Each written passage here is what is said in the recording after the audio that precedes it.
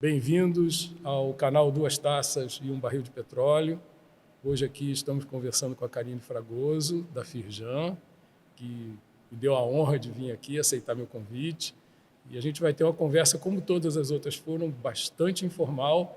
Estamos aqui acompanhados por cerveja do Vinícius, que é muito boa. E eu espero que ela ajude a gente a ter uma conversa bem relaxada. E eu queria te pedir, Karine, para a gente começar, para você se apresentar, falando assim um pouquinho da sua carreira. Como é que você chegou na posição hoje lá na Firjan de superintendente? Vamos lá. Vou quebrar um pouquinho o protocolo e vou pedir para a gente brindar primeiro. Então tá bom. Gentil, saúde Prazer, a nossa. saúde. A nossa também é o Vitor. Obrigada, Vitor. Primeiro, obrigada, né, Ronaldo, pelo convite. Eu que me sinto honrada aí de estar aqui com você. Bom, eu sou economista de formação, né? Acabei demorando um pouquinho mais para me formar. Fiz 1 ano e meio de filosofia entre a economia. Minha mãe queria fazer teologia e estava com medo do vestibular. Eu disse, não, vou lá com você. E fiz, então, 1 ano e meio para ela poder fazer a teologia depois, incentivando a ela. E aí, fui fazer um estágio na Firjan. Ela viu um anúncio no jornal. Interessante que, da mesma forma, a minha avó viu um anúncio no jornal também, na época, que a Marinha estava precisando de gente. O meu pai também foi para a Marinha por conta de um anúncio de jornal, né? Mais coincidências da vida. E aí fui na Firjan, me inscrevi, fui chamada, logo comecei a trabalhar, fiquei 2 anos como estagiária na área de pesquisa. Aí saí, fui para a FGV, cheguei na FGV, me chamaram de volta para a Firjan. Então, eu digo que eu tenho 28 anos de relacionamento com a Firjan. Nossa. São 25 de contratada. Desde que nasceu, então, né? Eu fiz agora em maio e 28 em junho. Completaria se tivesse ficado direto na Firjan.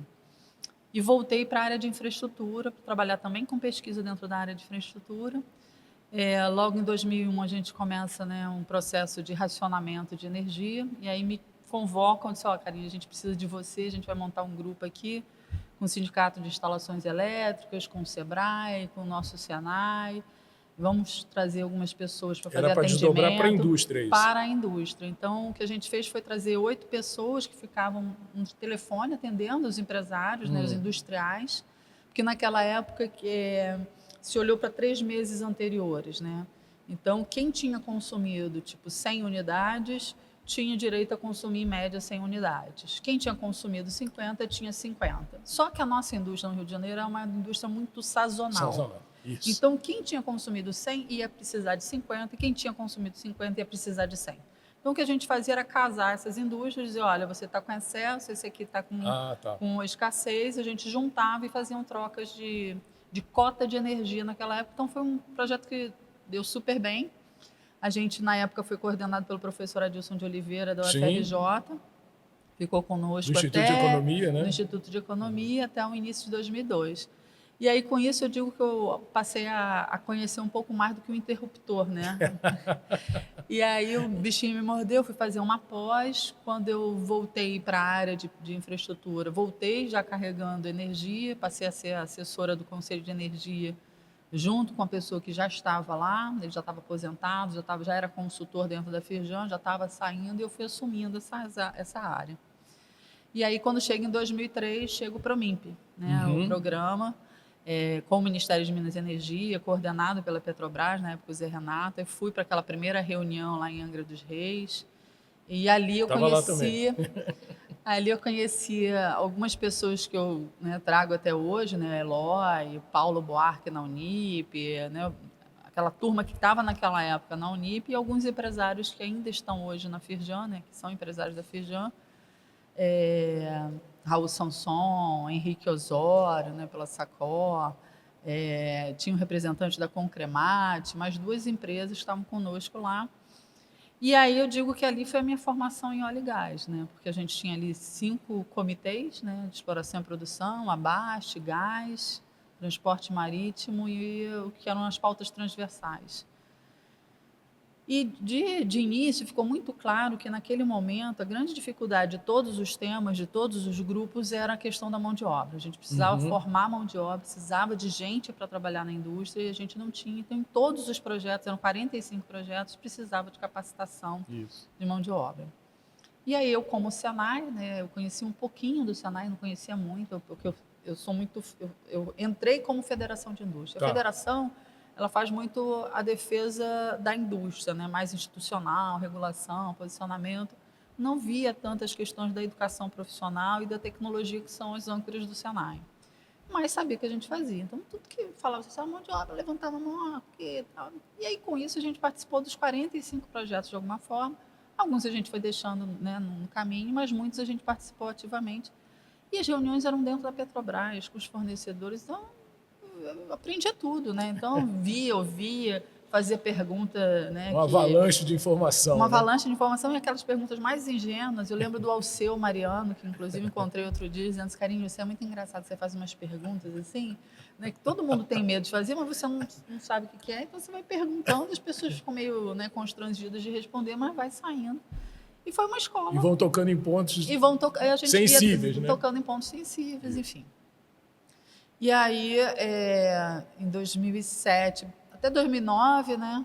Fiquei ainda na Firjan. Em 2009, eu volto na licença maternidade e vou para o Senai. Aí fui fazer parte da equipe de petróleo e gás do Senai. A gente desenvolveu um projeto para olhar tudo que a gente fazia em óleo e gás, pela Firjan, pelo Senai, pelo SESI, né? Que aí pega toda a parte de segurança do trabalho, IEL, capacitação executiva, e o CIS, que trabalhava em cadeamento produtivo não industrial.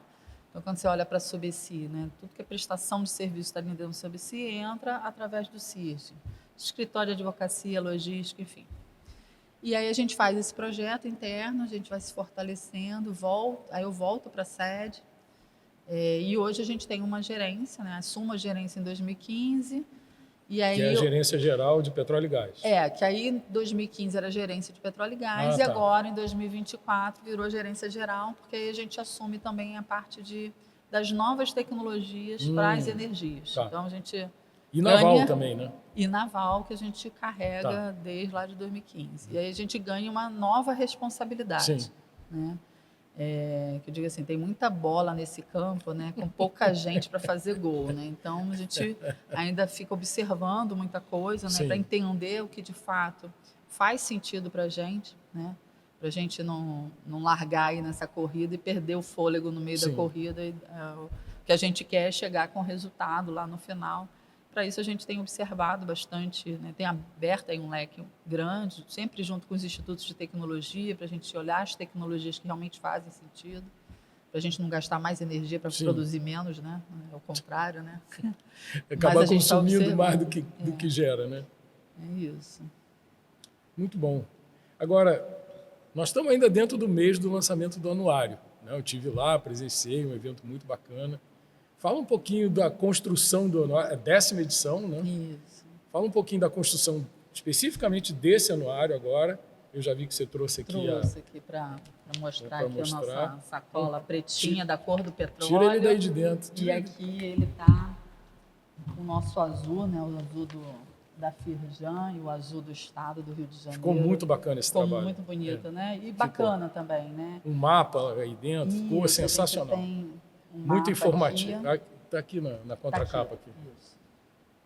Aqui um mapa com as áreas, né? Ficou muito legal esse trabalho. E esse é um trabalho construído a muitas mãos, né?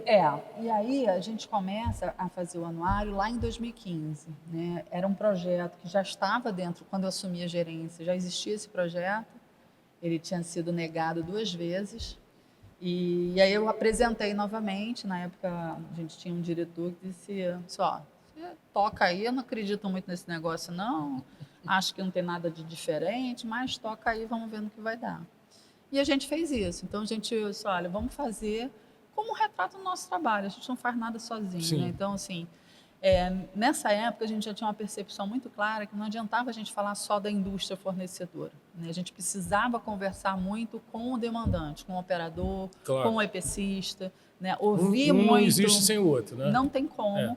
Você tem que ouvir, né, tanto as propostas, né, de melhorias, soluções, quanto também, né, os desafios, né, as barreiras encontradas pelos fornecedores, pelas indústrias, né, de médio, às vezes até de pequeno porte, para também entender quais são as queixas, as dores e também as possibilidades, oportunidades de quem está comprando, de quem está demandando, né? de quem está construindo esse futuro, né, para onde a gente está querendo seguir.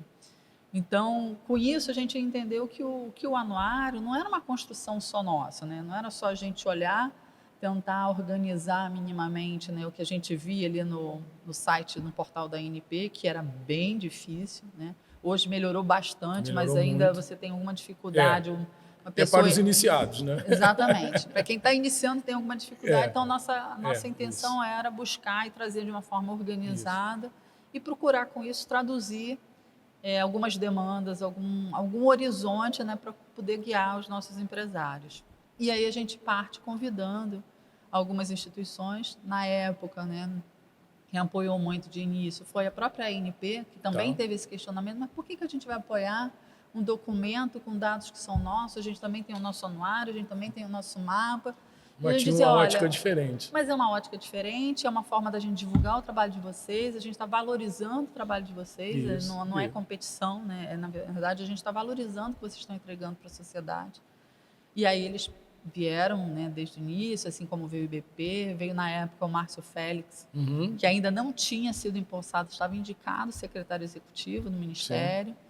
E aí, quando a gente faz o primeiro evento e que esse diretor percebe, né, a força de você reunir tantas instituições, tantos atores no mesmo ambiente, numa construção coletiva, aí ele olha e diz assim, Karine, realmente isso aqui é maravilhoso, não deixe de fazer nunca, né? E aí a gente vem fazendo. E, na verdade, o anuário é o que a gente chama de nossa primeira entrega, né, dentro dessa construção que a gente tem dentro da gerência.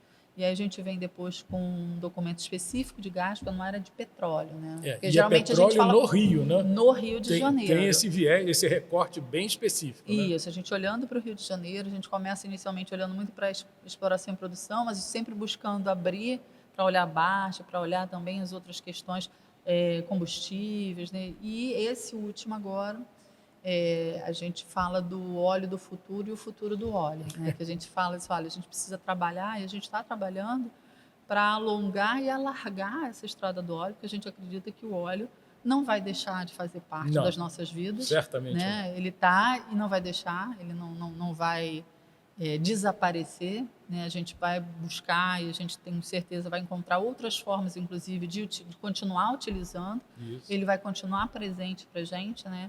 Como oportunidade de porque não tem a tal chave mágica que vira... Não tem chave mágica. Da matriz baseada em combustível fóssil para uma matriz que prescinda dele absolutamente.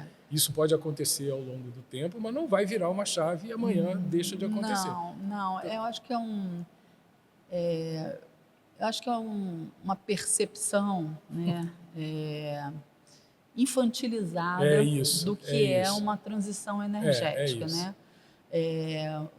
Então, assim, quando você entende um pouco mais, né, do que você está falando, né, de onde você está, você consegue entender que tudo na vida é um processo, né? Então a gente olha, para crescer a gente sofre, a gente sente dor, né? Tem a dor do crescimento, né? Eu lembro muito, né, daquela dor na perna, é uma dor, né? E o crescimento é que vai levar a gente a um ambiente, a um lugar, um cenário, uma década futura melhor, né? Então a gente estava conversando aqui sobre não dar doces para as crianças hoje, não é isso? É isso, a gente está aprendendo a ser melhor, né? Então a gente aprende a ser melhor usando melhor o que a gente tem. A gente vai continuar usando petróleo, só que a gente vai continuar usando de uma forma melhor, de uma forma mais consciente, sabendo como é que a gente pode usar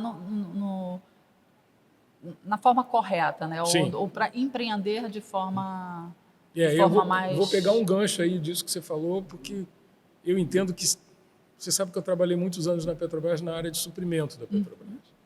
E lá eu vivia dois mundos completamente diferentes. O mundo de quem demanda, lá o órgão operacional, com quem pode fornecer aquela solução.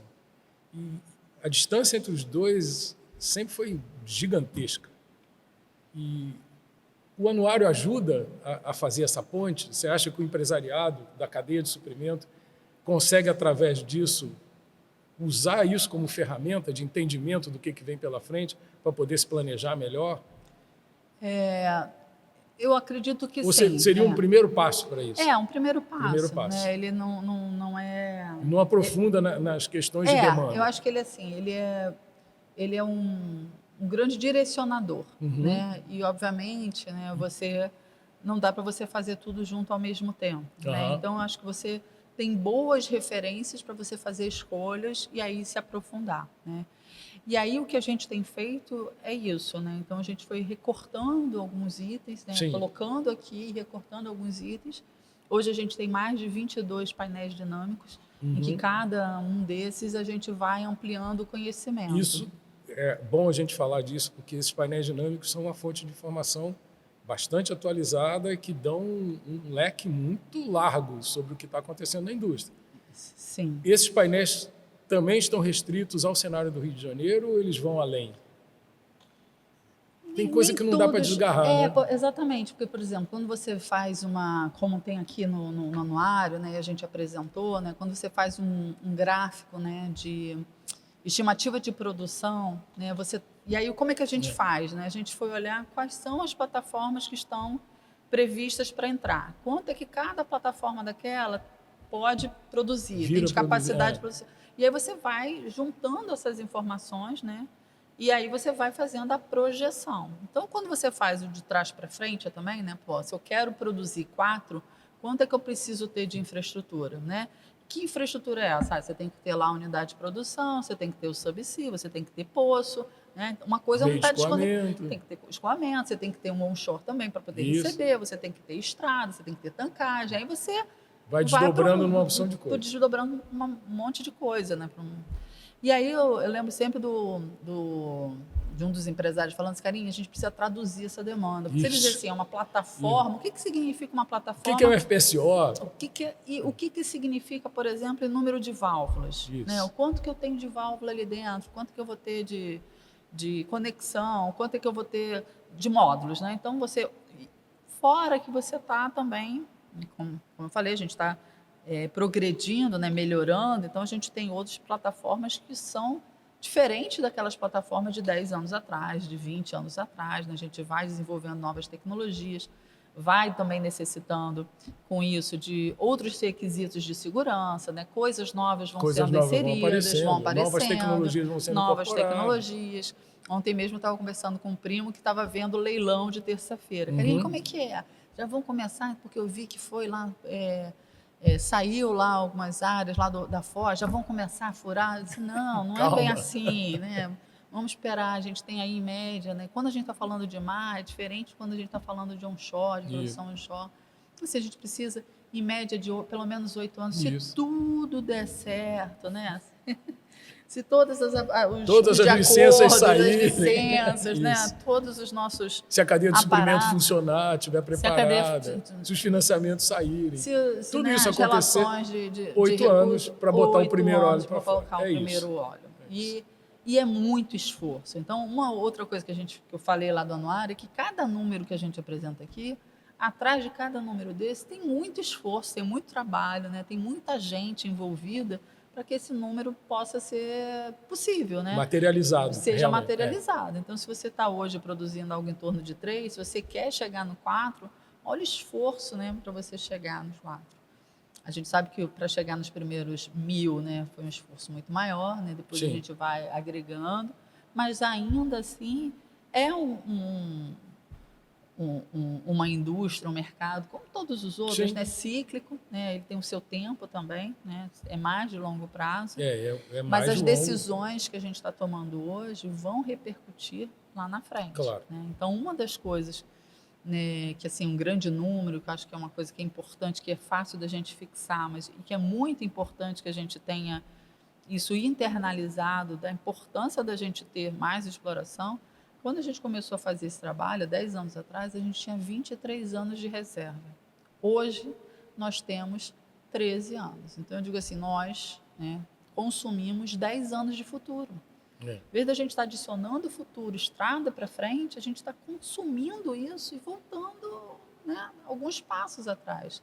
A gente, como sociedade, a gente perdeu no sentido de ter consumido, mas perdeu essa possibilidade de conseguir construir 23 Longevidade, anos à frente. Então, a gente precisa recuperar. E isso Isso é com fundamental. todo o pré-sal Com todo o aparecendo para pré-sal. isso. Então, assim, e eu acho que quando a gente descobriu o pré-sal, né, quando vieram, eu acho assim, o Promimp vem muito, né, no traçado do pré-sal, né? Então, assim, a Petrobras identificou o pré-sal, constrói um programa, né, para trazer a indústria para perto, porque entendeu que ela ia precisar dessa indústria. Tinham desafios enormes ali, né, para serem vencidos, pressão, temperatura, enfim, de todas as ordens. A gente conseguiu vencendo, a gente produz no pré-sal, mas o pré-sal não é suficiente, né? Acho que naquele momento parecia que ele era tão, se falava assim, o polígono é tão grande, é tão grande, é tão produtivo. É infinito. Parecia que ele era infinito. Parecia que era infinito. E ele não é infinito, né? A gente precisa continuar buscando outras bacias, né? E se conscientizando de que a gente não pode abrir mão dessa Pois é, cara. riqueza. Esse é um ponto assim, que eu acho, vou te parafrasear aqui, é muita infantilização dessa questão. Né? Porque, assim, o mundo não prescindirá nos próximos anos, curto prazo, médio prazo, do petróleo. Se o Brasil não produzir, alguém vai produzir. Vão abrir uma torneira maior lá no Oriente Médio, seja lá onde for, nos Estados Unidos, seja lá onde for. E esse petróleo vai chegar onde tiver de chegar, ponto final. A gente não aproveitar essa janela simplesmente não vai contribuir em nada, porque a demanda vai ser a mesma, vai continuar sendo a mesma, ela vem crescendo, vai continuar crescendo.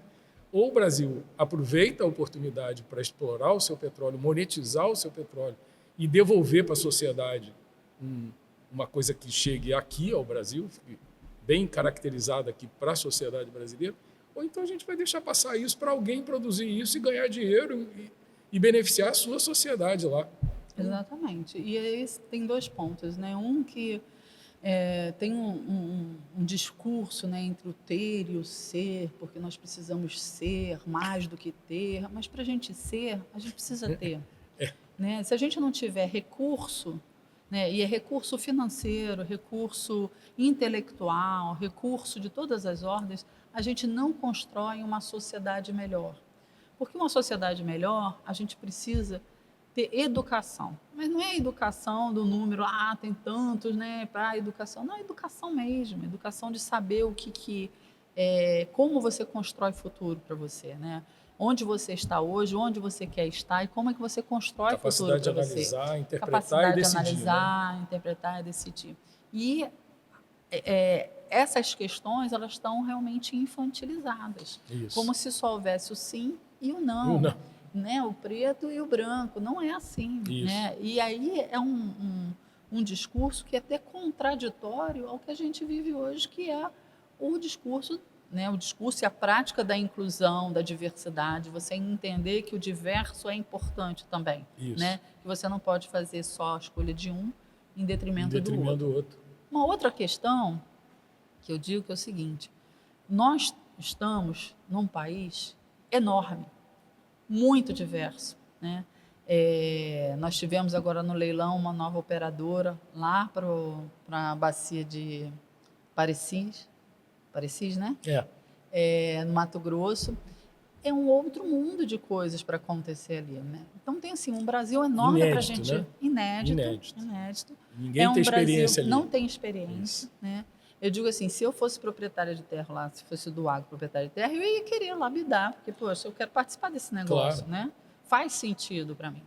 Mas a gente tem um Brasil enorme para ser construindo ainda, né? A gente ainda precisa de muita estrada, de muita escola, a gente ainda tem muita desigualdade, muita gente para ser atendida. Então, a gente não pode abrir mão de energia.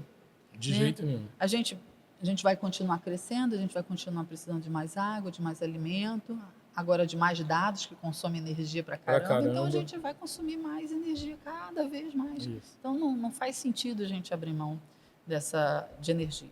E aí, uma coisa que sempre fazem é a comparação, né, quando você está falando de petróleo, Noruega. A Noruega é um país completamente diferente do Brasil, né? Lógico que a gente tem lições aprendidas, lógico que a gente olha, né? Mas a gente tem que entender que existe uma diferença grande, né? Então, lá você não tem o mesmo sistema político que nós temos aqui, Não. só para começar. Então, lá, Tamanho você da decide o que população você é quer incomparável. e você vai em frente e vai. Aqui não é assim, né? Então, você tem que dar a mesma condição de igualdade, você não pode fazer diferenciação no próximo leilão, Isso é diferente. Se você lá não cumprir o que está estabelecido, tchau, meu amigo, você não vai participar mais.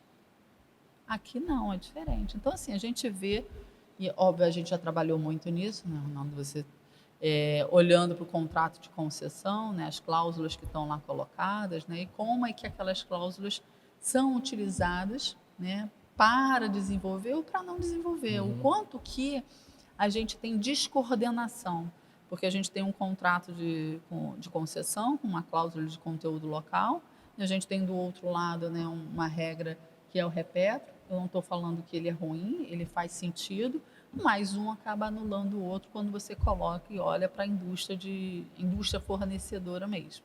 Então, sempre se falava, né, porque a política de conteúdo local. Eu falei, se nós nunca tivemos uma política de conteúdo local, porque uma política é feita de ferramentas que são combinadas entre elas para se alcançar o mesmo resultado. A gente não tem isso. A gente tem ferramentas distintas para alcançar resultados distintos. E com isso a gente não tem uma política industrial. A gente vem perdendo a capacidade de construção. E aí, quando a gente fala de abrir mão do petróleo, quando a gente está falando de abrir mão do petróleo, a gente está falando de abrir mão de engenheiros, né, de advogados, de administradores, de fornecedores, de uma monte gama, de emprego. né? São muitos brasileiros e brasileiras que hoje já trabalham, que têm competência, que têm formação, que têm conhecimento, que construíram uma produção de óleo em águas ultra profundas, que ninguém tem como nós temos. E aí, quando você diz assim, eu não vou dar, né, não vou uma nova permitir, oportunidade, não darei uma nova oportunidade, isso. eu estou dizendo não para todo mundo que está dentro desse mercado, né? E que não são poucos. E não tem uma chave que vire esses chave empregos e empregos em outro. E aí, assim, vou dar virar aqui, né? Outro... Quando a gente olha para a energia nuclear, por exemplo, o que a gente desperdiçou de conhecimento, né? O que a gente investiu no momento, que eu acredito que tenha sido um momento correto, né, naquele ambiente, mas a gente desperdiçou um monte de conhecimento. Quantas pessoas com conhecimento, com capacidade hoje ficaram... nem se fala em engenharia nuclear no Brasil, né? Ao longo da estrada e que não puderam implementar muita coisa. Isso. Né? A gente volta a falar um pouco de nuclear, né? Hoje, né, próprias empresas de petróleo olham para a questão das pequenas centrais nucleares ou mini centrais nucleares. Tem gente que acha que isso não vai dar certo, tem gente que acha que vai dar muito certo, né? Não é uma coisa para hoje ou para amanhã, uma coisa, acho que acredito, mais de longo prazo, mas é uma coisa interessante, importante para a gente estar olhando e monitorando. Não dá para ignorar. E assim, a indústria do petróleo será a financiadora da transição energética.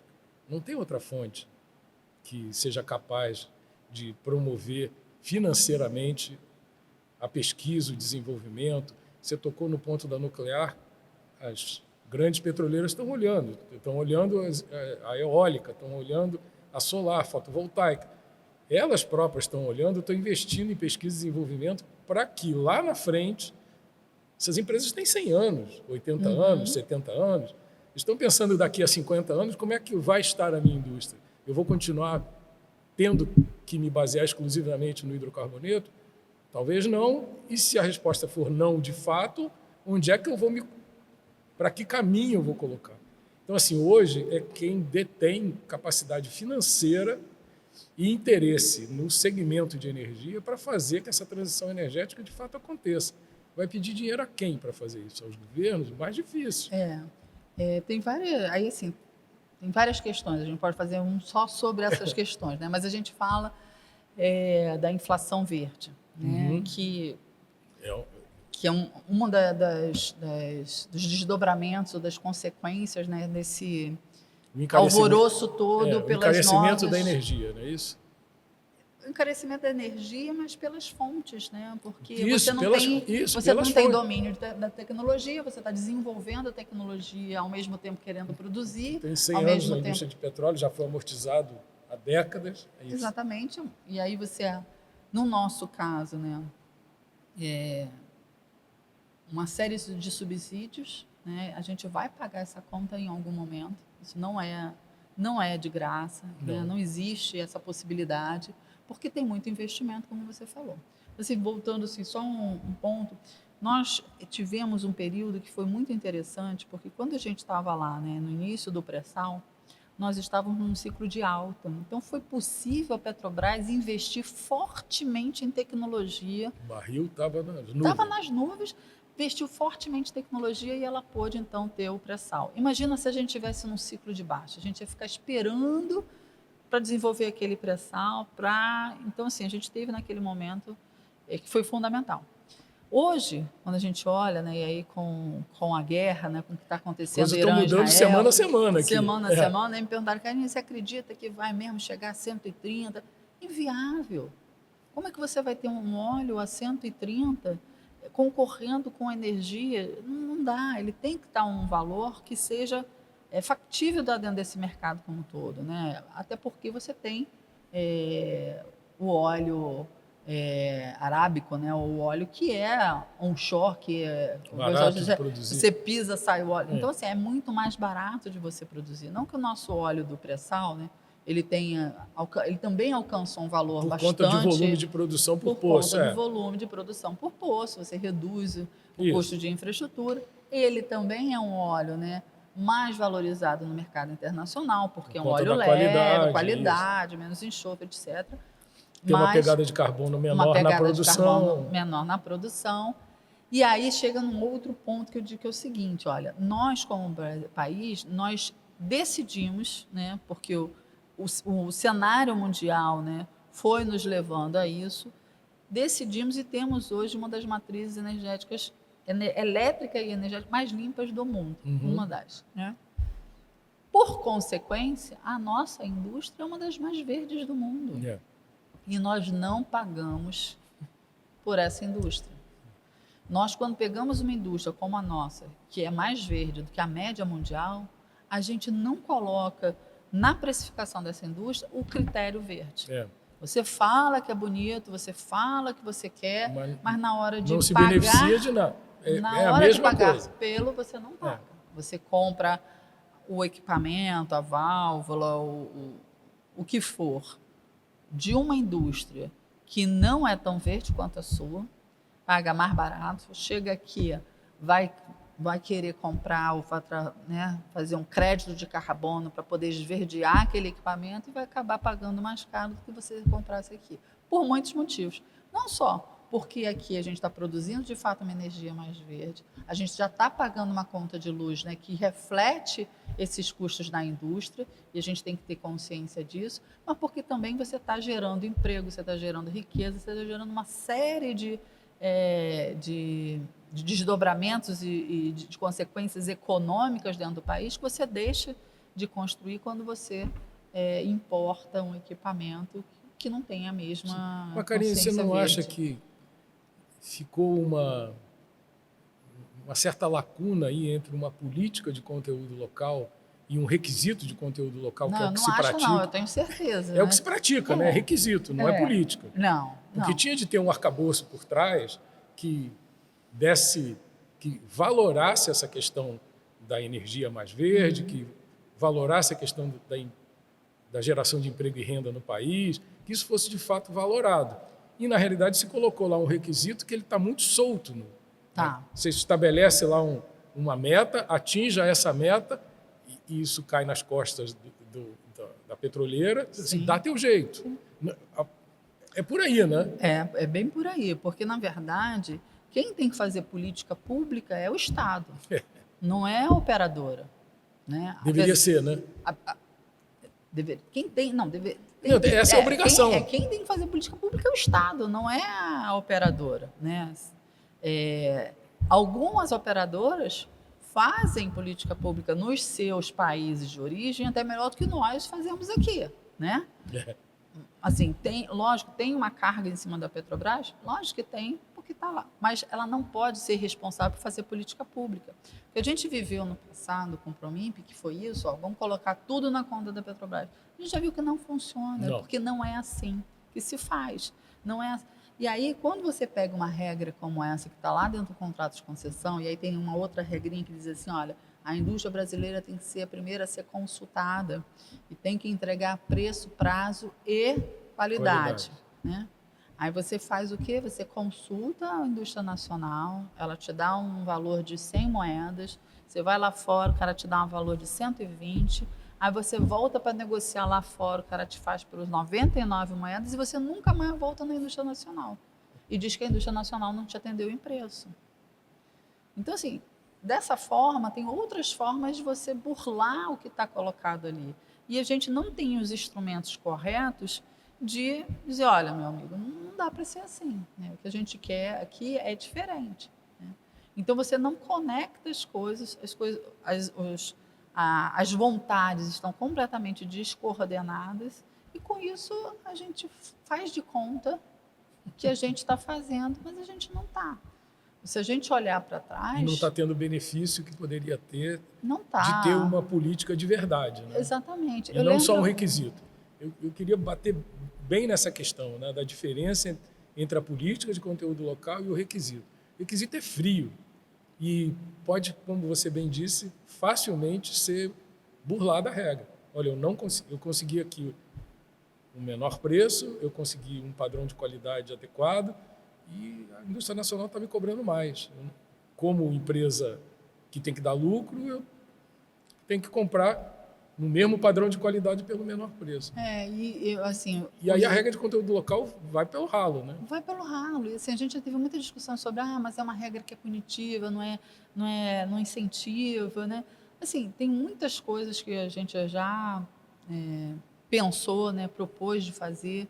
A gente, num período ali de 2014, 15, né, a gente pensou, na época, junto com o IBP, junto com outras instituições, foi assim, uma reunião que todos conseguimos sentar e acordar um consenso de uma regra que estabelecesse, olha, se você comprar X, você vai ter um incentivo de tanto, se você comprar X mais 5, porque você tem que desenvolver, tem algum investimento de tecnologia, você vai ter esse incentivo, e se você comprar aquilo que você hoje não consegue ver ainda no mercado, mas que você consegue trazer para a produção nacional, você tem um incentivo maior. Então, era uma regra simples, mas que, obviamente, dependia do Estado brasileiro entrar e dizer assim, não, isso aqui é meu, isso aqui eu quero, isso aqui eu vou fazer. E isso não foi para frente naquele momento. Né?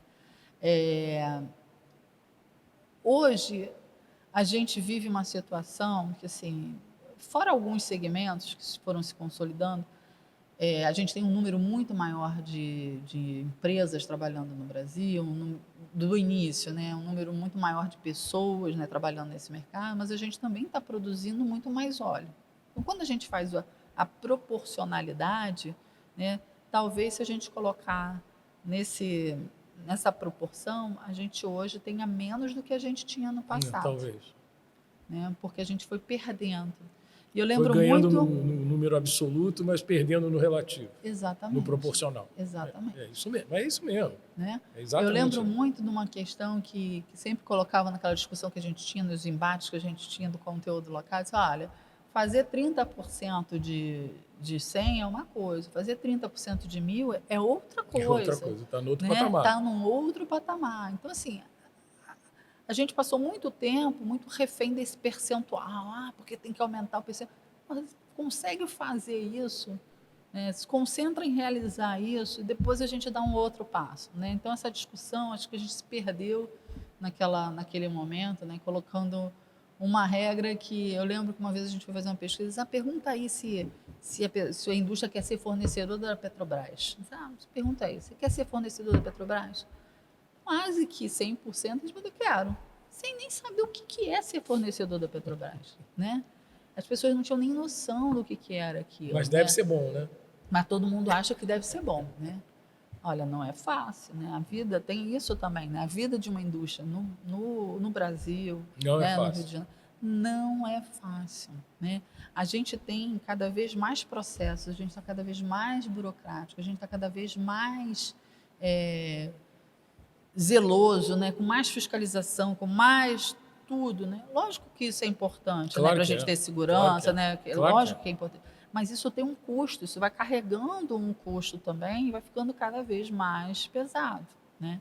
Então, assim, uma vez a gente conversando numa mesa com vários empresários mais antigos, assim, eu não sei como é que a gente conseguiu chegar aqui, porque a gente fazia as coisas, vamos testar, e a gente testava, aquele negócio está lá funcionando até hoje, a gente não sabe direito como é que está funcionando. Mas assim, né, Deus protege, né, Os ignorantes. os ignorantes. E a gente precisa, assim, eu acho que a gente está muito acovardado também, né? A gente precisa ter coragem, né? E aí, uma coisa que eu contei recentemente, né, que eu estava discutindo lá, defendendo um ponto de vista, e aí a pessoa, em determinado ponto, disse, não, Karine, que aqui a gente trabalha com risco zero. Eu disse, não, querido, risco zero não existe. Existe ali no São João Batista e olhe lá. E olha lá. Porque o risco zero te leva à falência, te leva à morte.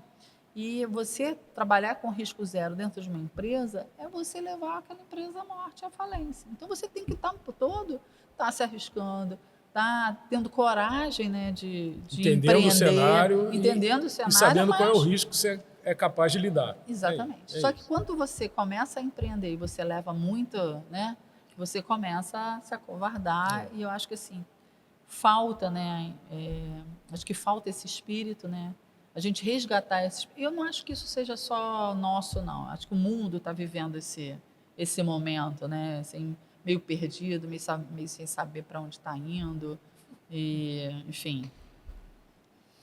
Legal. Esse olhar assim mais crítico sobre o que aconteceu no passado, eu acho que dá suporte para a gente pensar o que vai fazer no futuro. Uhum. E a gente tem aqui no Rio de Janeiro, pegando um gancho aqui no anuário, a gente tem aqui 80% da produção nacional. Mas eu acho que a gente não chega nem perto disso na cadeia de suprimento. Uhum. Não chega porque São Paulo, Rio Grande do Sul, Paraná ocuparam esse espaço, ou não chega porque a indústria aqui tem um viés diferente desse, apesar de ter a produção e as grandes petroleiras estando todas aqui. O que você acha disso? É uma questão conjuntural da indústria local aqui ou foi uma questão histórica? Eu acho que tem a ver com questão histórica, né? Tem a ver com cultura, tem a ver com o formato do nosso território, né? Eu acho que são muitas variáveis, né?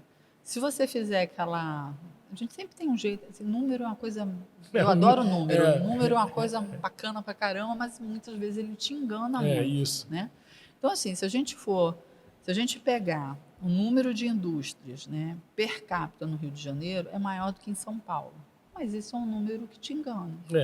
Né? Porque se você for ver o volume de produção de São Paulo, da indústria paulista, é maior do que o volume de produção do estado do Rio de Janeiro. Então, dependendo de como você compara, você pode dizer que você é mais ou menos do que aquele. Mas eu acho que tem muito a ver com questão cultural, né? Com o Rio de Janeiro ter sido capital, com a questão da gente estar no litoral. Com a industrialização pré-petróleo aqui no Rio. Com uma industrialização pré-petróleo, né? A indústria do petróleo, né, ela nasce usando muita coisa que já estava colocada. Né? Então, assim, quando você olha para uma válvula, a válvula já existia, mas a válvula ela passa a ser um item da indústria de petróleo, né? E aí você vai para uma árvore de Natal. O que é uma árvore de Natal? São uma série de equipamentos para aquela função ali, mais com equipamentos que a princípio já eram produzidos. E a gente não tinha essa cultura no Rio de Janeiro, né? Quando a indústria... a tal da indústria pré-petróleo, que já estava instituída em São Paulo muito mais do que no Rio. Exato. E a Petrobras, ela é muito nova.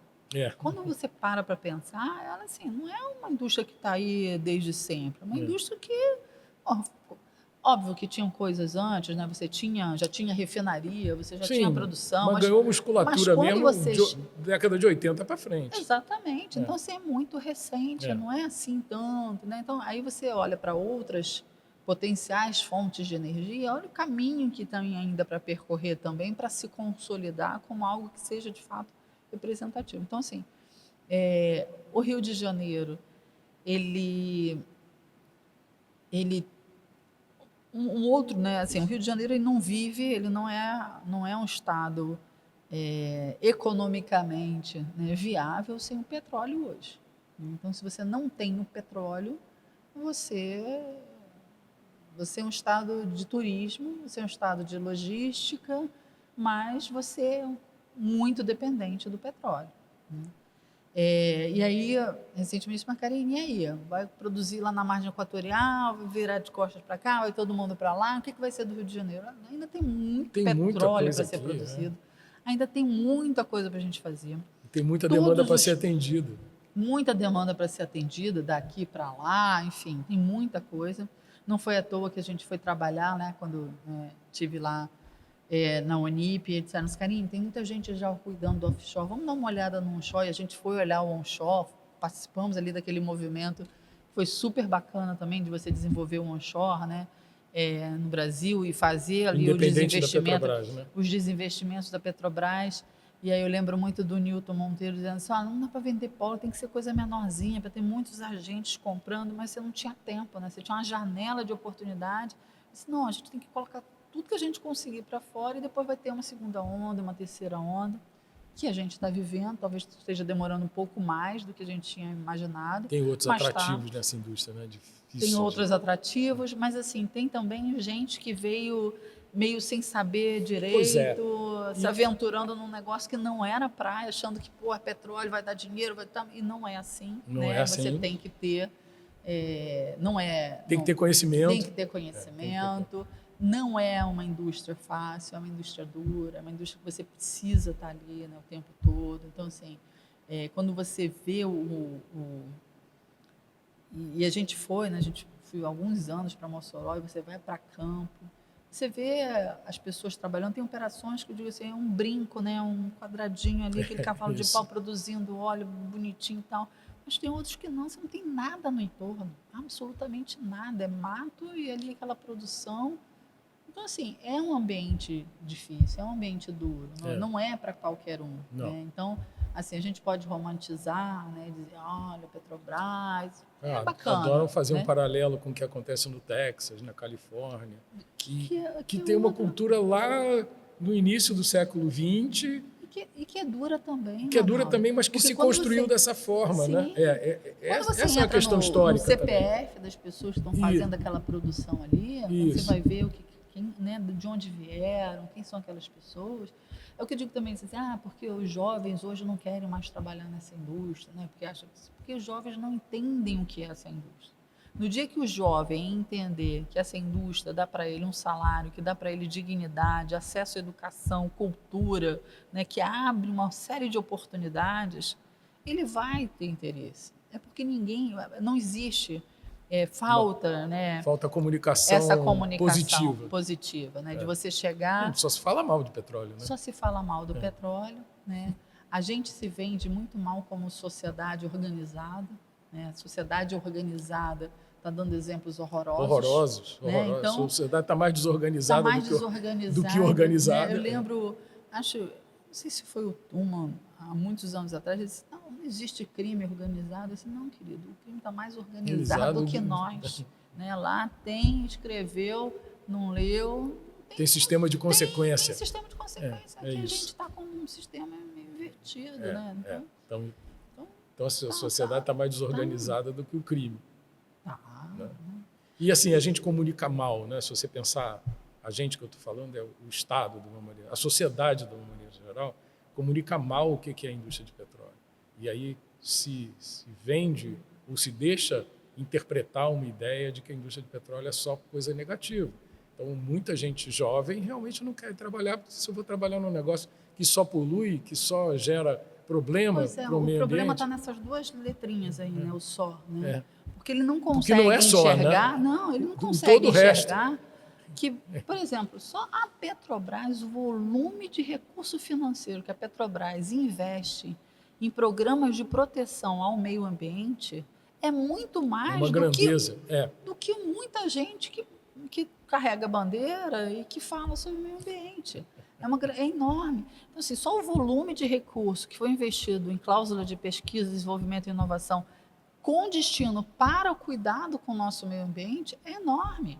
Qual é a outra indústria que faz isso? E, Karine, eu achei ótimo outro dia o Ardengue, quando terminou lá o evento leilão? Aqui na Barra, o leilão, ele estava dando uma entrevista, não sei se você viu isso, uma pessoa abriu atrás dele, dizendo assim, petróleo é crise. E o Ardengue, muito habilmente, diz assim, falta de petróleo é que é crise. Exatamente. E esse é um fato, realmente. Mas as pessoas não entendem isso, né? Então, tem lá uma venda de uma ideia para a sociedade de que petróleo é coisa ruim.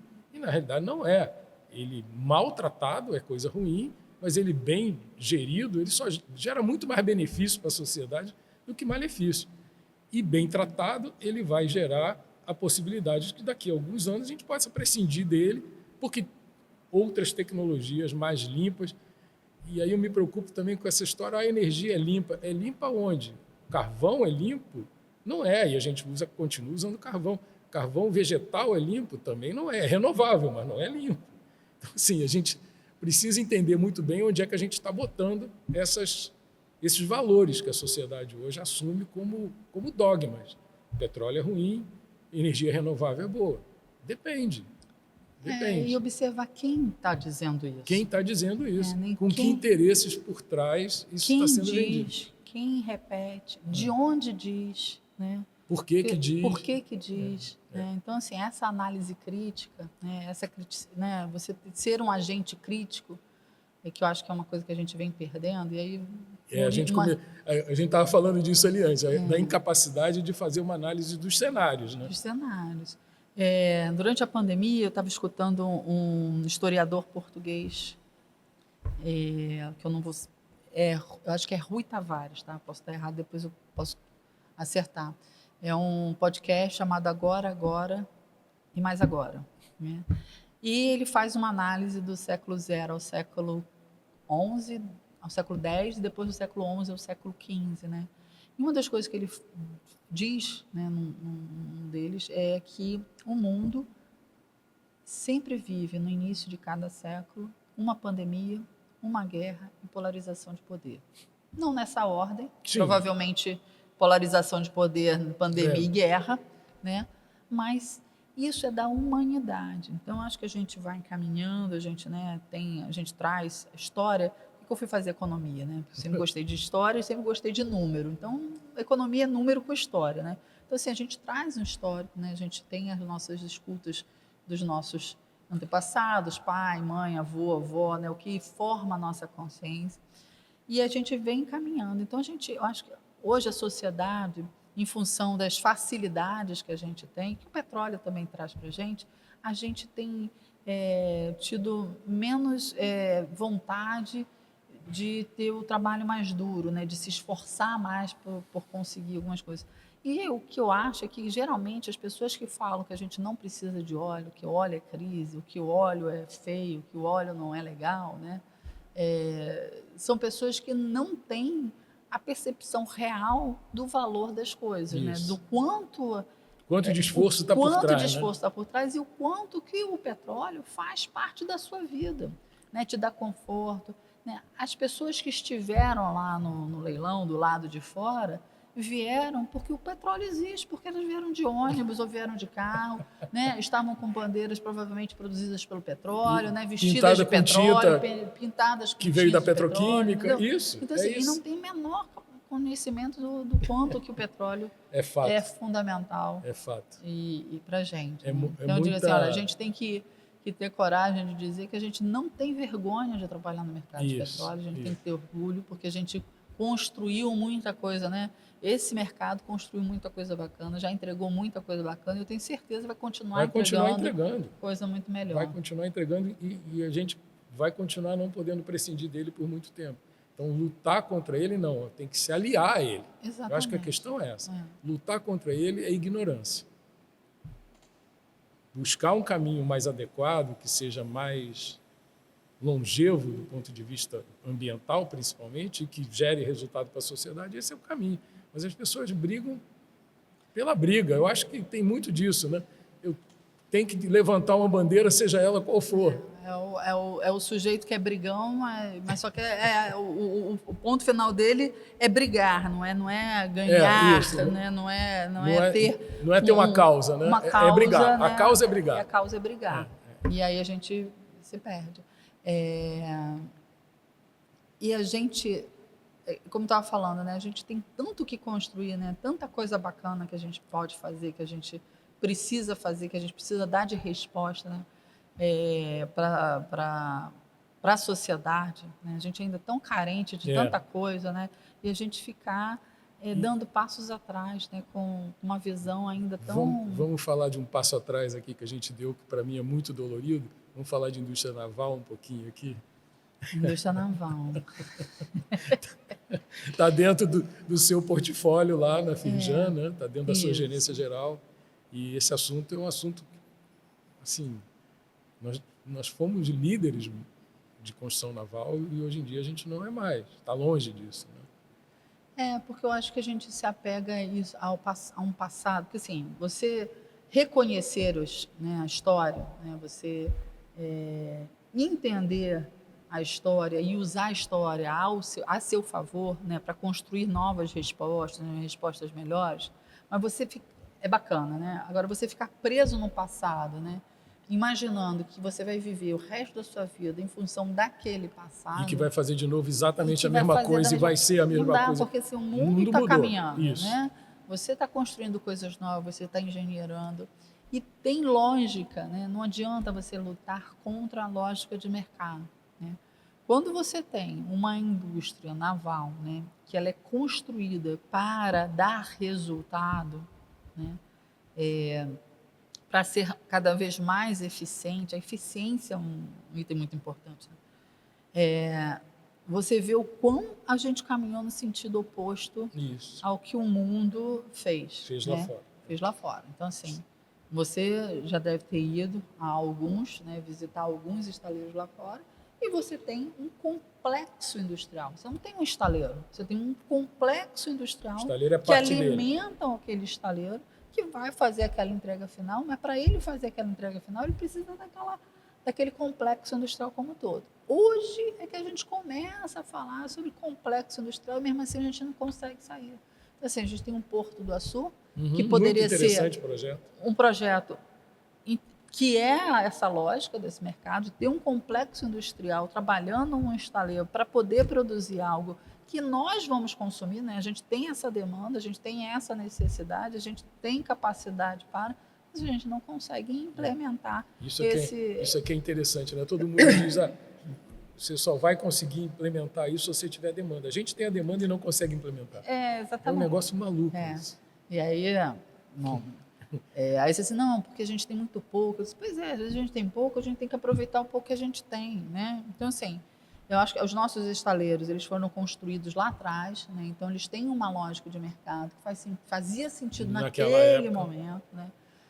São estaleiros, que é uma outra questão, né? São estaleiros construídos para construir, que é diferente do que a gente está vendo hoje de demanda, que é para desmontar, né? Que é para descomissionar, desmantelar, né? Então é um outro tipo de capacidade, de competência, de mão de obra, de infraestrutura. Eu digo assim, se eu vou, né, desconstruir uma parede na minha casa, eu vou ter um tipo de trabalhador. Se é alguém que vai construir essa parede, fazer acabamento, é um outro tipo de trabalhador. Então, a mesma coisa na indústria naval. Então, assim, a nossa indústria naval é uma indústria de conhecimento, né, tem competência, tem capacidade, mas o arranjo, né, o modelo de negócio ainda não atrelado no passado. Atrelado, assim, eu acredito que ainda esteja atrelado no passado, ainda vivendo, né, da garantia de uma demanda que a gente de fato tem, mas não pode ser só isso, né? Você tem que construir uma resposta que seja mais eficaz. E no final das contas você vê a demanda indo para fora, né? Exatamente. Aí, assim, a demanda vai para fora, você tem demanda,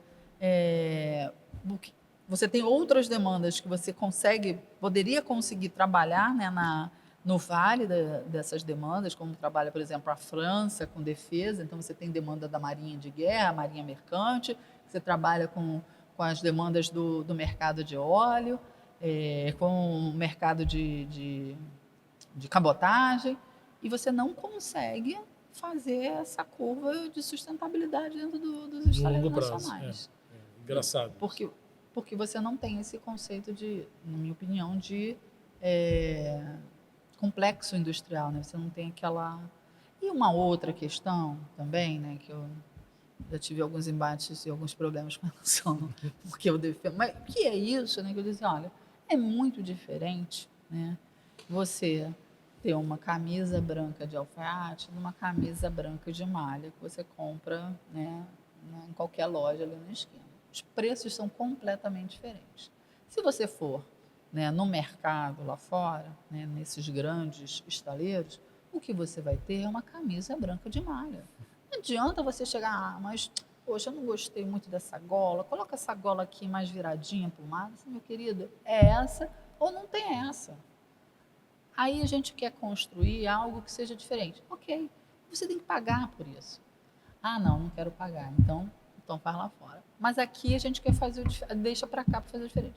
Se é isso, então que isso fique claro. Olha, aqui a gente faz o que é customizado, né, o que a gente vai testar Lá fora de diferente. Eu vou comprar de prateleira. Lá eu vou comprar de prateleira. Agora eu não posso querer pagar aqui o valor que eu pago lá. Né? Lá são 100, aqui é 1.000. E é isso. Ah, não, mas é porque a indústria brasileira é mais cara. Não, é porque o produto que eu estou entregando é diferente do produto que está sendo entregue pelo mercado exterior. Essa consciência não dá para a gente comparar, e a gente já viu muitas vezes, né, algumas representantes, né, de operadoras comparar alhos com bugalhos como se fosse a mesma coisa. Não é. Então, assim, a gente tem também que ter um critério único, né? Um critério único, para poder né? comparar. E um pouco de ética também, né? Esses estaleiros fluminenses seriam capazes, no seu entender, seriam capazes de competir lá fora? Com os lá de fora, pelo menos? Então, mas aí é o ponto, né? Competir com o quê? Com produto seriado? Não. Não. Com produto customizado, sim. Com customizado, sim. Né? Então, assim, se a gente pegar um gancho nessa história e olhar a demanda por supply boat, por exemplo, que é um produto de prateleira, a gente provavelmente não será competitivo, né? Não seremos competitivos, né? Tudo que for seriado, né? Você vai comparar com o que é produzido e como é produzido, com a coordenação de política. Principalmente o como. O cara montou lá toda uma infraestrutura interligada, conectada para fazer aquela produção específica, repetitiva. É difícil competir. Aí você volta para aquela, né? Eu lembro quando eu entrei lá na Firjan, ainda estagiária, lá, assim, vamos fazer um estudo de custo Brasil. Primeiro que você não consegue, você começa a se perder no próprio... Então, assim, o custo Brasil é muito grande também, né? Todas as regras, né, trabalhistas, as regras de segurança, tudo que é exigido aqui dentro e que não tem a mesma exigência lá fora, né? Isso é custo. Né? Então, assim, tá bom. Então, vamos comparar sem esse custo. Aí, vale lá o que vale aqui também. Sim. Tira. Aí você consegue comparar. Enquanto estiver comparando coisa diferente, não adianta. Exatamente. Então, assim, você continua comparando coisas diferentes, dizendo que aqui é mais caro do que lá. Não é? E, assim, para um cenário que a gente está vivendo hoje, descomissionamento seria uma saída para os estaleiros que estão aí hoje? Olha, uma outra coisa que eu já disse também em público, eu posso repetir aqui, que uma vez um diretor lá na feira disse, Karine, a gente tem que fazer aqui o Rio de Janeiro ser o estado que tem a melhor indústria para fazer um descomissionamento verde. E quem vai pagar? Porque, assim, a gente sabe o que a Petrobras... Por que eu falo sempre da Petrobras? Porque a Petrobras é a líder mesmo. A Petrobras ainda é a operadora de mais de 90% do que a gente produz no Brasil. Isso. É um fato. Fato, ponto, né? Então, as outras vão estão aumentando o seu market share, isso. Mas ainda a Petrobras está aumentando mais de tudo. Então, assim, eu estava conversando com o Emiliano da Prio, que é o presidente do Conselho Empresarial, que agora estão, né, fazendo aquisição de Peregrino. Daqui a pouco, se for nesse ritmo que vocês estão indo, vocês vão ser o segundo maior produtor de petróleo do Brasil. Você tem ideia disso? Você pega uma Prio e uma Petrobras. Passar a Shell, por exemplo. Vai ser a segunda maior Aí que operadora passar de Equinor, petróleo. passar Shell. Eu disse assim, olha, você não pode falar, mas eu posso. Eu disse, olha que coisa. Né? É isso que vai acontecer. Se Isso for que vai nesse acontecer. ritmo, é Se isso que for vai nesse acontecer. ritmo, O é que é isso que vai ótimo, acontecer, diga-se que passar. é ótimo, olha que maravilha. E assim, é muito importante a gente ter, que é uma outra questão, eu não vou responder a tua Tá. pergunta, A gente mas volta acho que é nela. uma outra questão que é muito importante, né? É o seguinte, né? A nossa Agência Nacional do Petróleo. É óbvio que a gente tem muitas críticas, mas por outro lado, a gente também sabe das dificuldades, né? Então, assim, constantemente, né, as agências vivem a situação que elas estão vivendo hoje, né, que é contingencionamento de recursos. Quando a agência foi criada lá em 98, né, você tinha a Petrobras. De repente você cria uma agência para fiscalizar o que a Petrobras estava fazendo, sem saber o que a Petrobras estava fazendo, né? Então, assim, como é que você faz isso? Então, assim, eu acredito, a agência, ela tem muito dever de casa, tem muita coisa ainda para entregar, né? Então, a gente diz que a gente precisa avançar sempre nas regulações, né? Para a gente poder estar sempre atualizado com o cenário que a gente está vivendo. E a gente está sempre atrasado, né? Então, a gente tem a questão do gás. A gente teve lá o marco 2021, né? Mas aí a gente foi, pô, vai acontecer, vai acontecer. Não aconteceu. Acontece. Com todos os investimentos, né, tudo que está sendo colocado hoje dos biocombustíveis, acho que o gás de novo volta para segundo plano, né, infelizmente. O gás acaba não acontecendo de novo. Acho que o gás tem mais oportunidade quando você olha para o onshore, porque ali faz sentido, porque aí tem outras operadoras com uma produção menor, que faz sentido desenvolver baseado em gás, acho bacana. Né? Mas aí voltando, então assim, a agência, né, tem pessoas que estão ali desde a construção da agência, um pouco depois, né? Então, e aí tem bastante bagagem, tem gente com muita vontade de fazer acontecer, mas sem possibilidade de fazer. Então, acho que assim, é importante a gente reconhecer o valor, a necessidade da ANP, mas a gente também precisa ajudar a ANP a conseguir Ela ter colocar... recurso para fazer as coisas que são necessárias. São necessárias. Isso é o papel dela, né? Que é o papel dela, que só está aumentando, né? Ela só ganha responsabilidades e não recebe na mesma ordem o ferramental necessário para isso. Né? Então, acho que é importante falar sobre isso. Sobre descomissionamento, voltando ao ponto, então, assim, o que eu ia falar é que assim, a Petrobras ela é muito boa, né, quando ela procura o melhor no mundo. Ela vai para o mundo, ela vai procurar o melhor e ela vai encontrar o melhor. E ela vai até querer trazer para o Brasil algumas coisas. Dizer assim, olha, isso aqui é o melhor, vamos implantar isso aqui, e a gente vai implantar isso aqui. Mas aí quando ela olha assim, não, mas ficou muito caro, eu vou voltar lá fora, eu vou comprar lá fora. É isso que não pode acontecer com a gente. Então, assim, quando a gente está olhando para descomissionamento, tem que ser algo que tenha lógica de mercado. Se você foge da lógica de mercado, se você faz algo para atender momentaneamente, mas não constrói uma regulação, né, um arcabouço ali que vai dar sustentabilidade, é tiro na água de novo. Né? A gente tem demanda? O mercado tem. vai dar um jeito de não cumprir. Vai dar um jeito de não cumprir. Então, assim, tem que ser alguma coisa que faça sentido para quem está comprando. Ah, é tudo? Quem não, não é tudo. contratando o serviço, não é né? tudo. Por exemplo, a Petrobras, no passado, a gente viu, né, colocou na rua algumas tentativas de fazer descomissionamento aqui e deu tiro na água. Né? Não foi bem sucedida. Voltou para casa, reviu o modelo, colocou de volta, teve algumas respostas, voltou para casa. Então, isso, eu acho que assim, a gente está num processo de construção, só que a gente não pode demorar muito também. Né? Porque o mundo também está de olho nisso. Não, né?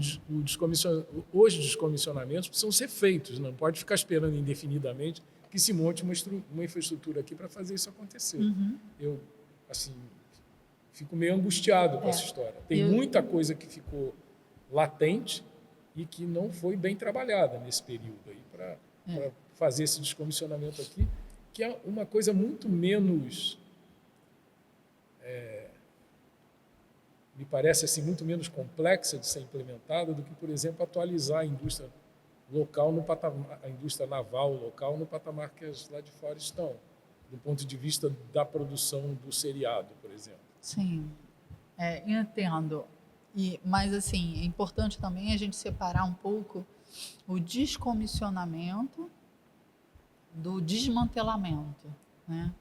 Quando você está falando de descomissionamento, que eu acho que esse é o grande questão para o Rio de Janeiro, que a gente estava falando, ainda existe muito óleo para ser produzido. Né? Então, quando você entra nesse ambiente, que é esse ambiente que está, por exemplo, a Prio, né?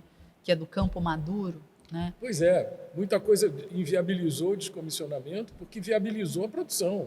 Ou o contrário, né? Pô, tem muita produção que pode ser viabilizada e, pô, não tem um porquê descomissionar. Você pode... Se aplicando técnicas novas, aumentando o fator de recuperação, vou tirar isso de produção por quê? Exatamente. Já está investido, está lá, amortizado, investido, vamos continuar a produzir. Exatamente. É isso. É isso. Então, assim, a gente também tem que entender onde faz sentido. Se tem cenário de fato. Onde faz sentido e onde não faz sentido. Tem muita coisa que não faz sentido. Faz sentido. Faz sentido você trocar uma infraestrutura? Talvez, né? Porque ela está muito antiga, porque ela já está arriscada, ou porque ela realmente não tem essa capacidade de produção que se eu trocar 2, 3 por uma nova, você vai produzir mais, com mais eficiência, com menor pegada de carbono, com uma série de outras questões. Mas, para isso, você precisa também avançar com a regulação. Então, por isso que é importante a regulação e avançando junto com o mercado. Como a regulação está aqui atrás, o mercado está indo, a regulação está chegando e não está vindo junto, você fica travando muita coisa. Reativa nesse caso. É reativa, né? É reativa. E que eu acho até que faz um pouco de sentido, porque se você não tiver lá alguém que está explorando e trazendo, né? Porque quem está no campo é que vai trazer. É que vai ver o que está acontecendo. O regulador. Mas o regulador tem que ter agilidade para responder rápido, né? Isso. A essas demandas. Então, assim, que foi uma das coisas que eu ouvi também da Magda. Disse, olha, eu não posso investir mais para descomissionar do que eu estou investindo em explorar. Porque eu vou para o risco zero, né? Para a falência absoluta. Então, assim, é a morte. É a morte. Então, você tem que ter mais exploração e você tem que ter essa visão de longo prazo, para o que você tem hoje já como ativo de produção. Canine, olha só, você tentou falar aí bastante da Petrobras.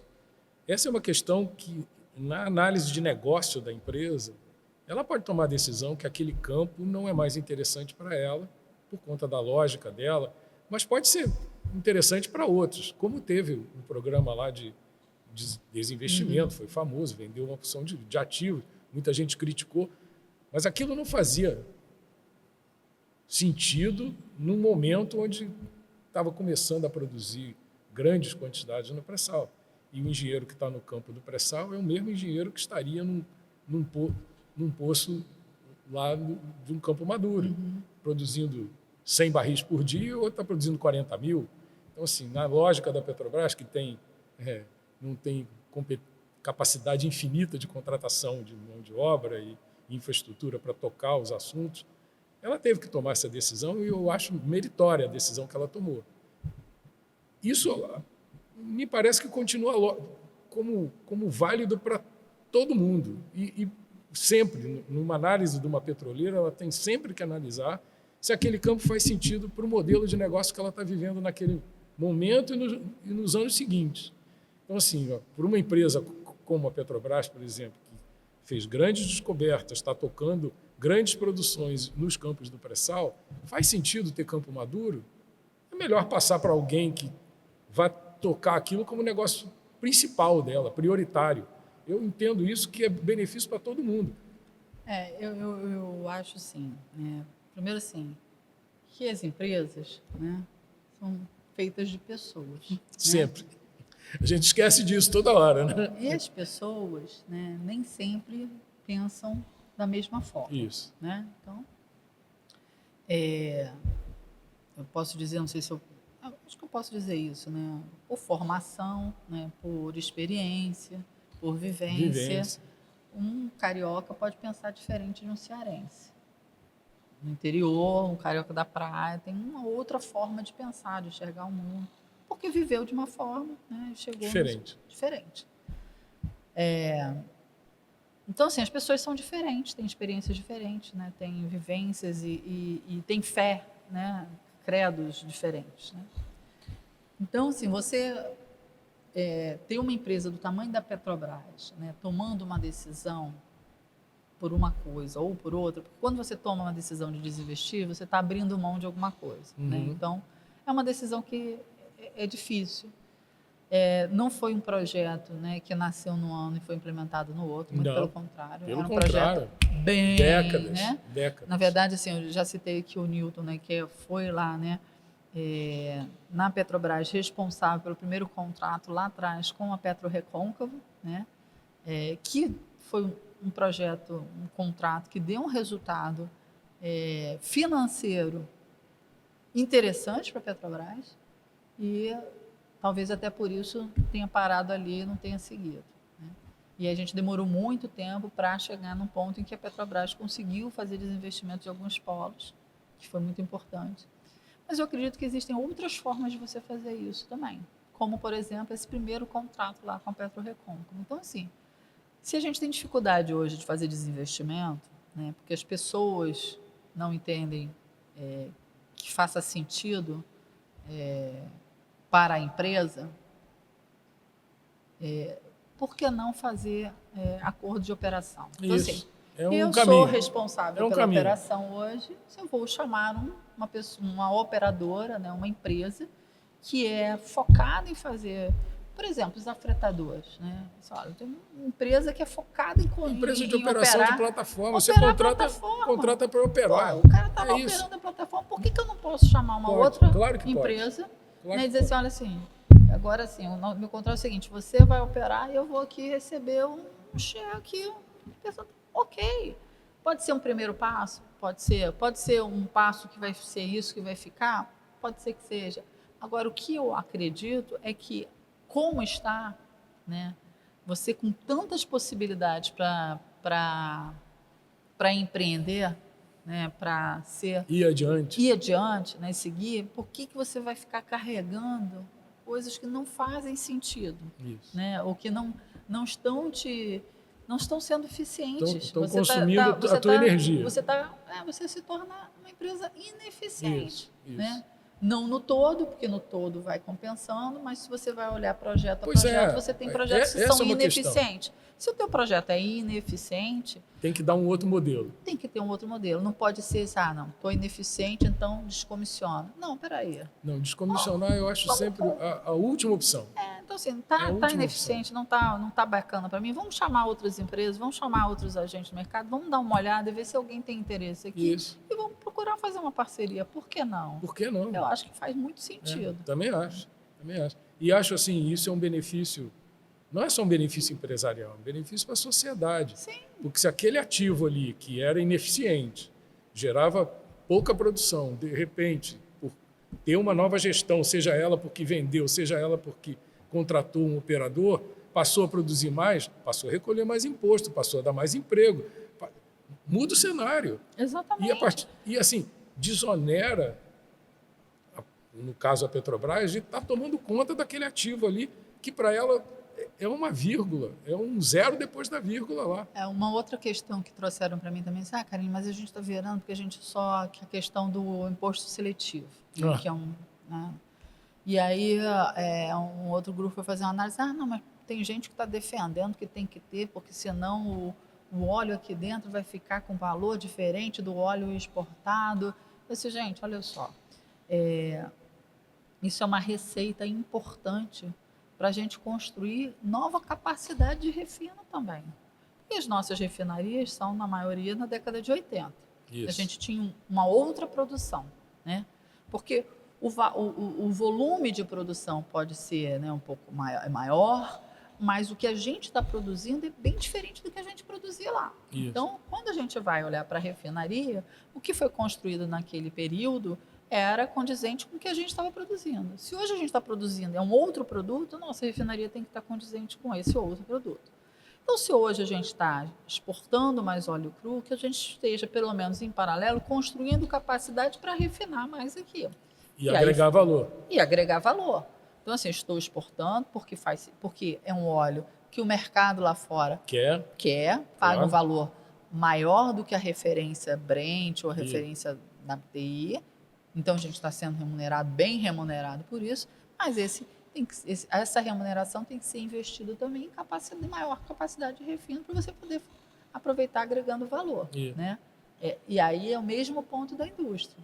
Né? Então, assim, quando eu estou demandando infraestrutura, eu quero que essa infraestrutura também seja construída aqui, ou que a indústria nacional participe, além da operação, da manutenção dessa infraestrutura, também da construção, porque com isso eu estou agregando valor aqui, estou gerando gerando mais riqueza aqui do que externamente. Né? Isso. Caramba, a gente podia continuar conversando aqui eternamente, mas, assim, o podcast tem um tamanho, né? Então vamos tentar respeitar o tamanho.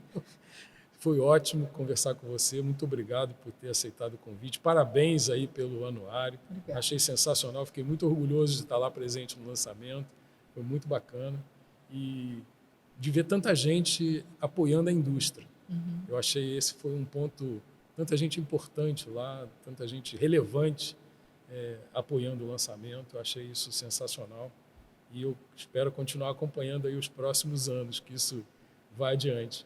Na semana que vem, eu fui convidado para falar lá em São Paulo, para a indústria paulista, que acordou também para o assunto petróleo, e eu acho que isso ou reacordou, né? Na verdade, acordou de novo. Eu acho que a indústria paulista ela nunca deu muita atenção para o petróleo. Né? Todas as vezes que a gente foi em eventos... A produção lá está aumentando. Está aumentando. A gente viu o leilão agora da Bacia de Santos. Né? Então, vem mais coisa por aí. Né? A indústria paulista já é uma fornecedora representativa para a fase de operação, né? Principalmente. Acredito que vai ter mais gente interessada assim, mas a indústria de São Paulo sempre foi um pouco, né, assim, sempre olhou meio distante do óleo, né? Porque tem uma indústria paulista muito do interior também, né? Então, assim, aquela coisa, quando a gente fez um evento recentemente em que a gente estava falando do topside, né, da unidade de produção, do subsea e do poço. E aí a gente coloca os compradores para conversar com os potenciais fornecedores. O representante de poço não sentava ninguém me enxerga, ninguém consegue me ver, então ninguém consegue enxergar a capacidade, se tem ou não capacidade, não chega nem perto para perguntar. Porque poço para eles é até uma palavra assim que eles têm dificuldade de se aproximar de poço. De entender o que é. E a própria palavra, né? Poço, tem um aspecto negativo. Né?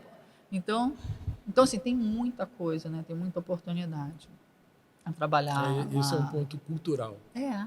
Mas é barreira cultural. Barreira cultural, não tenho dúvida disso. E assim, isso precisa ser desmistificado, né? De uma certa maneira, é importante para a indústria como um todo que isso seja desmistificado.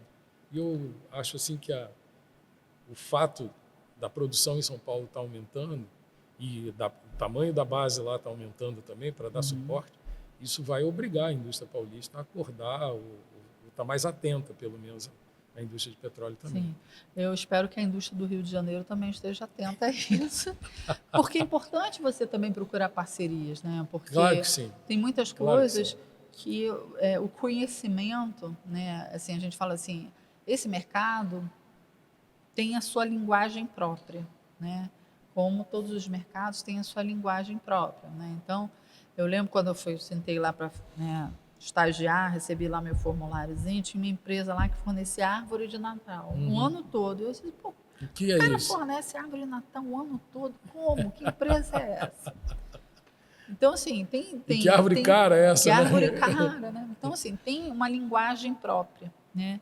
Então, assim, tem uma parcela disso que a indústria do Rio de Janeiro pode se beneficiar. Não adianta às vezes, para o São Paulo, não, vai lá, vai conhecer, junta, né? Quando a gente foi interage. Quando eu fui visitar Mossoró, o pessoal do Rio Grande do Norte ficava me olhando assim meio de lado, aí foram se aproximando, aí me chegou perto de mim, o que você quer fazer lá em Mossoró? Você está vindo lá do Rio de Janeiro? Eu disse, gente, a indústria de petróleo no Rio de Janeiro não foi construída só com carioca. Não. Teve gente do mundo todo que veio para o Rio de Janeiro. Você não pode ficar fechado, né? E a de Mossoró não vai se construir assim também. Baixando. Então, assim, claro e aí que você recebe o holandês, o norueguês, o inglês, mas não quer receber o carioca, que é o cara que está aqui, né? Do Perto teu de você, lado, que fala a tua na língua. Então, assim, eu acho que tem um espaço grande também. E aí, aproveitando, já que você disse que você vai para São Paulo, eu vou para Belém. Opa! Que tem lá também um evento para falar né, Isso. sobre a margem equatorial, para apresentar o anuário, essa construção também que as pessoas também têm que entender o quão que é valioso, quão que é importante você ter o conhecimento, ter a informação para você poder entender o valor do que está sendo construído lá. Karine, eu acho que esse é um ponto-chave do papel da Firjan. Eu acho que é ponto-chave.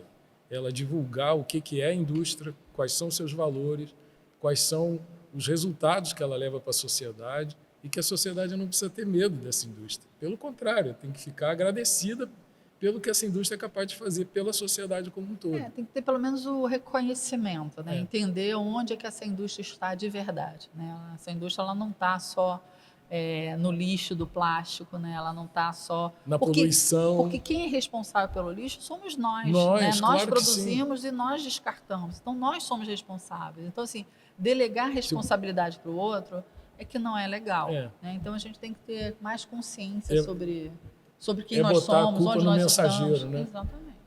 Porque, assim, no final das contas, você falou perfeitamente esse ponto. Se o plástico vai para o lugar errado, a culpa não é de quem produziu o plástico, é de quem usou. E botou ele no lugar errado quando descartou. Quer que eu seja um pouco mais polêmica aqui também, né? Quando você fala das mudanças climáticas, né, dos acidentes que estão acontecendo, muito em função da ação do homem, não por conta do que ele está consumindo, e sim de como ele está descartando o que ele está consumindo, ou o quanto que a gente não está fazendo os investimentos nos locais corretos. Quando você pega cidades que têm infraestruturas construídas há meio século, ou mais de meio século, uma população que não para de crescer, que tem baixa de escolaridade, né, que não sabe onde colocar o seu lixo, que entope suas vias. E não se preocupa com isso. E não se preocupa com isso, que entope suas vias. Aí, quando chove, você vai dizer que é mudança climática? Então, assim, as pessoas têm que pensar um pouco mais no que elas estão falando, né? Ter um pouco mais de responsabilidade sobre o que se fala, né? E como se fala e para quem se fala. É isso, né? é isso. Assim, chuva forte no Rio de Janeiro tem desde sempre, né? Enchente no Rio de Janeiro tem desde sempre. Elas ficaram piores porque tem muito mais lixo hoje em dia jogado no lugar errado. Exatamente. Assim, eu digo assim, eu brinco que eu sou paraoca, sou filha de paraense com carioca. Quer ver uma cidade que chove todos os dias, que tem hora marcada para você encontrar antes e depois para chover? É antes da chuva e depois da chuva. É antes da chuva ou depois da chuva, né? Que é uma cidade que aprende a conviver com aquela água. Passou 10 minutos, você não chega, você não vê mais aquela quantidade de volume todo de água. Lógico que tem outras consequências, lógico que tem, né? Tem outros dramas, né? Mas quando você tem uma cidade que ela não percebe a necessidade, e aí por isso que você tem engenheiro civil, arquiteto, né? Você tem os profissionais, urbanistas, para dizer assim, pô, não dá para construir esse troço aqui, porque isso aqui não vai dar certo. Ou tem que construir isso aqui para que isso dê certo, né? Então, é esse tipo de investimento que a gente precisa ter, né? De responsabilidade. Eu acho que assim, a gente precisa ter um pouco mais de responsabilidade com o que a gente fala, né? Procurar não falar meias verdades, né? Verdades que, não, até aqui é verdade, o resto não é tão verdade, mas não a gente coloca aqui. Não, assim, um pouquinho mais de ética, né? E responsabilidade. E responsabilidade, eu acho. No final das contas é isso. Karine, muito obrigado. Foi um prazer conversar contigo. E eu espero que a gente, em outra oportunidade, fale de outros assuntos também. Vamos voltar aqui ano que vem, pelo menos no lançamento do próximo anuário. Combinado. Super obrigada. Obrigado a você. Foi ótimo.